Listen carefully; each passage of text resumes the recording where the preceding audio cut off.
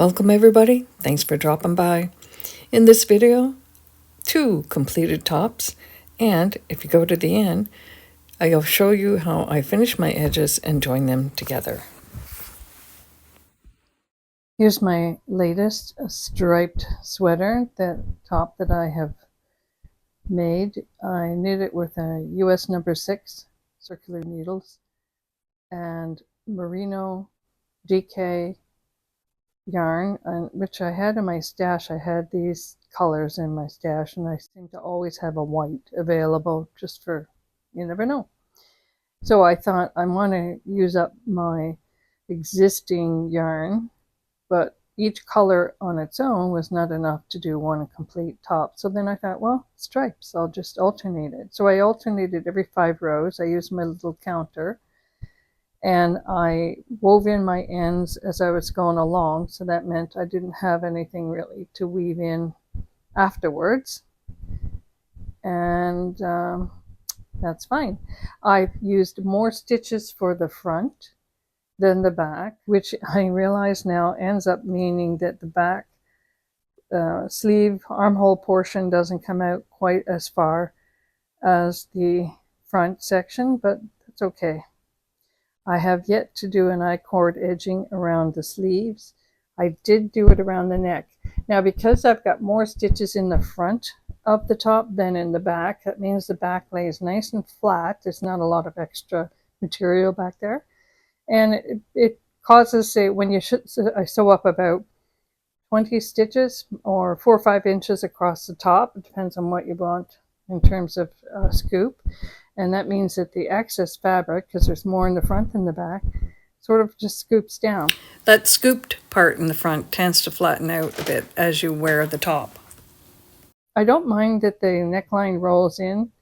That's fine. That's good. If I haven't blocked this yet, so you can see like it's sort of a little mottled look. It's not really nice and smooth, but it will be. This is smoother down here for some reason, but it will be when I block it. I did a very small edging, ribbing, and you know what I like about this? It's really stretchy. It's soft. And the tops that I have knit using the merino wool, I love, because they're so comfortable, stretchy. This one I cast on about 188 stitches. I find that 188 stitches with a number 6 US needle with the merino DK yarn, what else can I tell you about it? 188 to 210 stitches is a great fit for me. And then I knit up to about 16 inches. I think this one's going to stretch a bit when I block it. And then, of course, I separate front from the back, finish the front, go to the back, or vice versa, and then sew up the top. Now the top, when I cast off, I use the I-cord edging. So this is how I join it together. I just bring in the strands from one side to the other, and it just makes a nice, neat join. And it's as if you purposely designed it that way. You can do it so that, you know, it's going to be sewn together so that you just see the edges like that, but I didn't want that. I liked this sort of, is it epaulette for a little thing on the shoulders? I like that effect.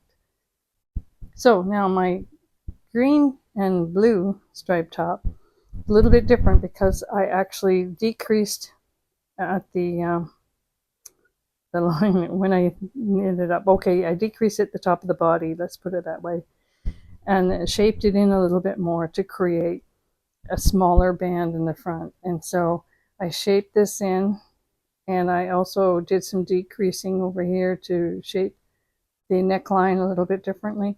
And that meant I had to bring my number 6 needles and go straight up on both sides. And again, I'd cast off with the I-cord at neck edge. See how that's a little bit different? Just looks a little bit different than this one. I might have just done a smaller, sometimes I don't know what I've done. May have done just a smaller I-cord edging on this one. And also it sort of blends in more because of the dark color.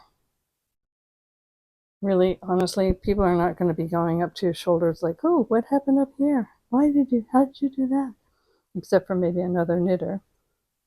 And then I toyed around with this for several, like I had several ways of finishing off the edging. And I finally ended up using the I-cord edging. Now I find that when I do that, it brings the neckline in, or the sleeve line armhole section in a bit. So if I use a number 7, or a needle size up, and just be very careful not to be too tight, and also pick up the number of stitches. On my armhole, I think I did 60 something stitches first time around. Too tight. This has 90, 19, 91, 91, 92. Excuse me. For me, I found that maybe 80 to 90 stitches, picking them up around the armhole, was the best number. And you want to just try it on and see if it's too tight. You might have to pull it out and redo it. I did that on one side of the sleeve. Neckline was kind of easier, and I decided to use the green as a contrast for both the armhole and the neckline. And it's all using I Love This Cotton.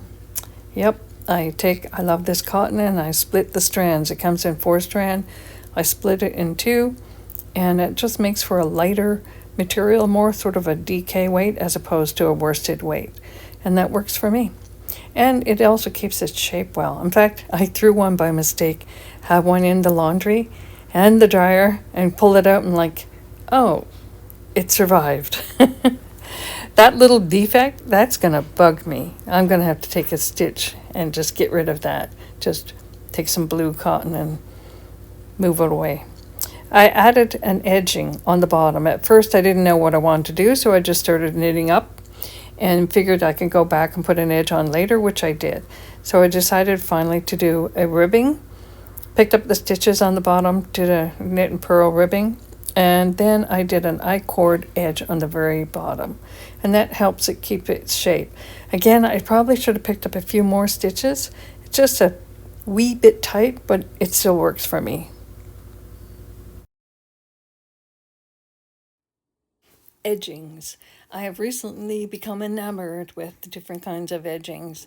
And I thought, well, I'm going to make a couple little samples here and do an I-cord edging on each piece and then see how I can join it together. So this is how I figured it out. I go into just one loop of the I-cord edge. So I go right to left, and then the bottom one I just kind of go straight up. And then I pick up the next loop on the other side again, right to left, and just pull the yarn through. Don't worry about pulling it tight yet. That comes at the end. Got a little bit tangled up here. All right, now, and then I go straight up on the next loop. Let's say from your body northward. Then right to left through the top section there. And again, picking up the next loop, going straight up. And you just alternate the loops, but it is important as to the direction that you're putting your needle in. So I'm going up, next loop, right to left, pointing down. Hope this isn't like soup, muddled mess. Okay. And one more, and then we're going to pull it together. So when you've done about maybe 8 to 10 loops like that, you just pull each end and it gradually sinks down into those loops so that you get to the place where you don't see it anymore. There we go, pulling it. And of course, this is what I would call the wrong side. Flip it over, and then there's your right side. Did I mention that? Probably laying your wrong sides together. Not sure if that really makes a difference. I'll have to try it out a few more times. But in this case, I picked the right side and the wrong side. So I stitched on the wrong side, flipped it over, and there my work was together. Now, if you really pull it tight and separate the edges, you can see the stitches, but basically, it's invisible. If there's a name for this and somebody knows what it's called, please let me know. I just did it through trial and error. I mentioned earlier that I've become enamored, excited, really interested, let's say, on different types of edging. And I looked up a few of them, and here's one where you knit the first edge, you bring the yarn forward, you slip stitch the next one, put the yarn in the back, and then you knit. And you treat the first 3 stitches that way, and then you continue on doing whatever pattern it is that your top is calling for, or your scarf. Then I found a different method, but I got to show you. Wait a minute. When we get to the end of this row, what do? So when we get to the end of the row, you have to treat the last 3 stitches in a certain manner as well. So you see how that one is purl, you see the bump. So you bring your yarn forward, you slip that one, you bring your yarn back, then you knit the next stitch, yarn forward, and slip that last stitch. Turn your work over, and then you do the same thing again. You treat those first 3 stitches in a special way. You knit the first one, bring your yarn forward, slip the next one, yarn back, knit that 3rd stitch, and then continue on with your pattern. So basically you're treating each end of your project the same way, with that yarn forward, slip, yarn back, and knitting and so forth. Okay, now I found an even easier method, which I'm using on a current top that I'm working on. I'll show it to you. This easier method, you simply knit the 3 stitches. Just knit them like you normally would. And then you continue on the work with the rest of your pattern. In this case, I'm just doing a stockinette stitch. It's just a sample I'm working on. But then when you get to the last 3 stitches, that's when you make a bit of a change. Here we are, nearing the last 3 stitches. You bring your yarn forward and you simply slip those 3 stitches. You slip them, what do we call that? Purlwise. And then when you turn your work, you just knit those 3 stitches. Remember, those 3 stitches on each end is what needs your attention. And then in between that, you just continue on your pattern, whatever it is you're doing. The one I'm working on, the top, I'll show you in a minute. I am actually doing a stockinette stitch, no correction there. In this example here, though, it's a garter stitch. So when you get to the last 3 stitches again, you'll bring your yarn forward. You simply slip those 3 stitches purlwise, turn your work, and knit. Here we are at the last 3 stitches. You bring your yarn forward and just slip those stitches purlwise. Turn your work. See how the thread is left back behind on the 3rd stitch? It gets carried forward, and that's what helps create the tubular effect on the edge. So then you just knit those 3 stitches. And once you've knit those 3 stitches, you continue on your pattern, whatever pattern you're doing. And that's it. And that was like the easiest. I've since found a lot of different edgings and ways of doing it. So like I said, I've become enamored with this. This is like my latest fun interest. So I'm going to learn those, figure them all out, and find the best ones that I would like to use. So here's my latest top idea. I'm making a cardigan, and I wanted each edge of the cardigan to be nice and smooth.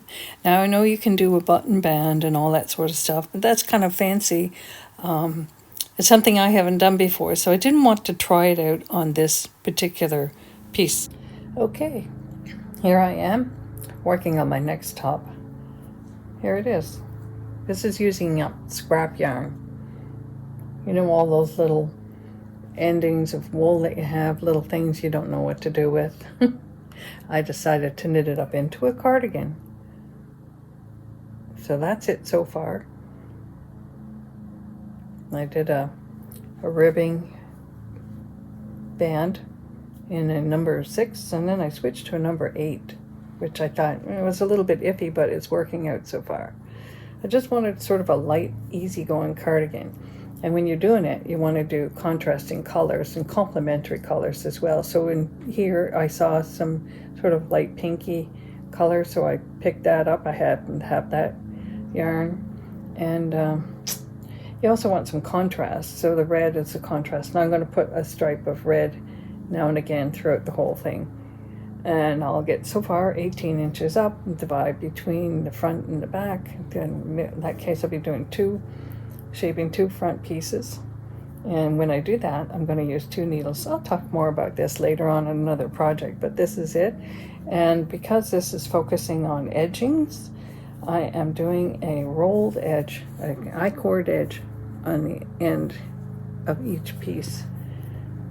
Look at, I do have some yarn pieces to knit in, but there you go. Let's not have any distractions there. I love that. So I'm going to do a short on edgings because it's my latest fun thing to do. I hope you're having fun. Thanks for stopping by. And if you're new, go ahead and thumbs up and subscribe and comment, because all that brings attention to my channel, and then hopefully it can grow. So, and that's the hope. What do we want them to grow? We just like that feeling, don't we? It's like raising your kids. Anyway, cheers.